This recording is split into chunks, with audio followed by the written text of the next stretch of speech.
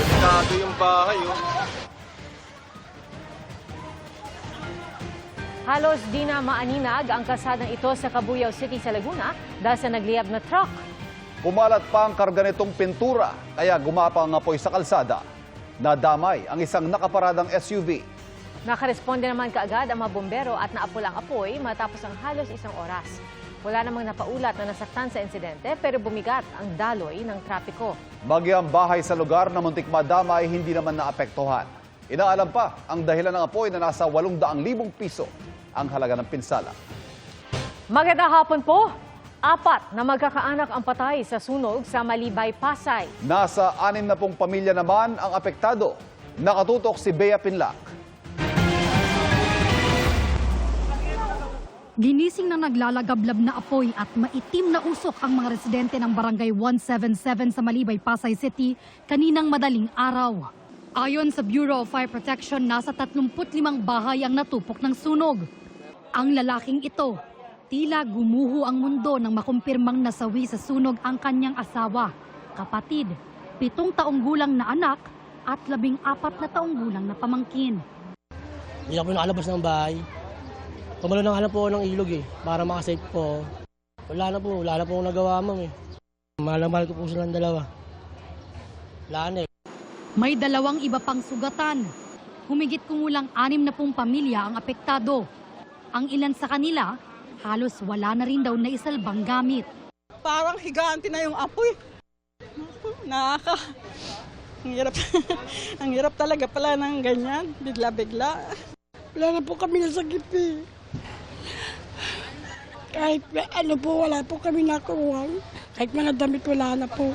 Yung mga pusa ako lang nakuha ko. Masakit po ma'am, wala kami titirahan. Sa tala ng BFP, umabot sa ikatlong alarma ang sunog na tumagal ng humigit kumulang 3 oras bago tuluyang maapula. Nahirapan silang pasukin ang mga eskenita at apulahin ang sunog. Unang-una, masisikip at yung mga fire truck natin ay naglalakihan. At may iba din tayong kababayan na nagsira pa ng blinker ng fire truck para lang maagaw yung ating linya. Gawa rin daw sa light materials ang mga bahay na natupok, dahilan para mabilis kumalat ang sunog. Tinatayang 1.2 million pesos ang halaga ng pinsala. Patuloy pa ang investigasyon ng BFP sa sanhi ng apoy. Para sa GMA Integrated News, Bea Pinlac, nakatutok 24 oras. Natangayan ng isang negosyante ng kalahating milyong pisong halaga ng mga mamahaling laruan. Itinutulong suspect ang driver ng kanyang kumpanya. Nakatutok si John Consulta, exclusive. Kita sa CCTV noong February 9, bandang alas 10 ng gabi, ang lalaking ito habang buhat ang isang malaking kahon sa ika-4 na palapag ng isang gusali. Inilagay niya ito sa pushcart at itinulak sa may elevator, bit-bit ang isa pang itim na trash bag. Nakarating siya sa ground floor at tuluyan niyang nailabas ng gusali ang kahon at black bag. Ang lalaki, tinangay daw ang mahigit 130 piraso ng mamahaling toy collection na nagkakahalaga ng kalahating milyong piso. Base sa investigasyon, ang suspect ay driver messenger ng kumpanya mula pa noong 2022. Nagtaka raw ang may-ari ng kumpanya dahil nawawala ang koleksyon ng laruan niya. Kaya agad niyang nireview ang kuha ng CCTV. Yung nawalang mamahaling toy collection ng ating complainant ay nagkakahalaga ng kalahating milyon. Ito po ay galing sa ibang bansa. Inilapit sa pulis kainta ang reklamo kahapon dahil ang empleyado di na raw pumasok mula nang mabisto umano. Nag-take advantage siya doon sa kanyang amo na pinagnakawan. Kaya papasok po sa qualified theft po ang kaso. Posibleng naibenta na raw ang mga ninakaw na toy collection, kaya mensahe ng mga pulis. Sa mga kababayan po natin na nakabili nitong mamahaling toy collection na ninakaw na suspect, ay maaari po kayong maipagtulungan dito sa aming police station para maibalik itong mga nanakaw. Sa kadahilanan na pwede po kayong makasuhan ng anti-fencing dito po sa bumili po kayo ng nakaw na gamit. Para sa GMA Integrated News, John Consulta, nakatutok 24 oras.